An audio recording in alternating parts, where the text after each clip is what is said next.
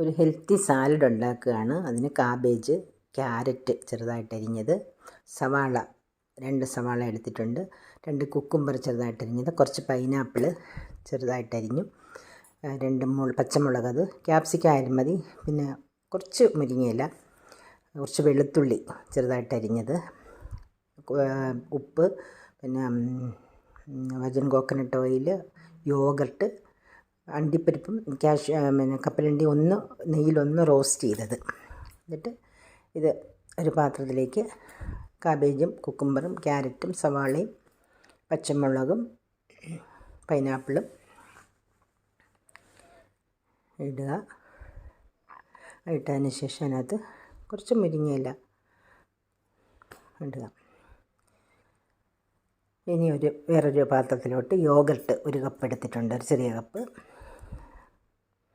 അതിലേക്ക് കുറച്ച് ഉപ്പ് ചേർത്തു, പിന്നെ വെളുത്തുള്ളി ചെറുതായിട്ട് അരിഞ്ഞത്, കുറച്ച് വെർജിൻ കോക്കനട്ട് ഓയിൽ, ഒരു 1/2 സ്പൂൺ പെപ്പർ പൗഡർ. നന്നായിട്ടൊന്ന് മിക്സ് ചെയ്തിട്ട് ഇത് അരിഞ്ഞു വെച്ചിരിക്കുന്ന ഈ സാലഡിലോട്ടിടുക. നന്നായിട്ടൊന്ന് മിക്സ് ചെയ്യണം. നല്ലൊരു ഹെൽത്തി ഡിഷാണ്. ഇതൊരു പ്രധാന ഭക്ഷണമായിട്ട് കഴിക്കാം. ഉച്ചയ്ക്കോ വൈകിട്ടോ എപ്പോഴായാലും നമുക്ക് കഴിക്കാം.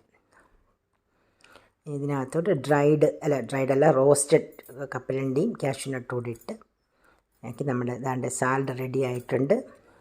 നമുക്ക് ഇത് കഴിക്കാം. Thank you.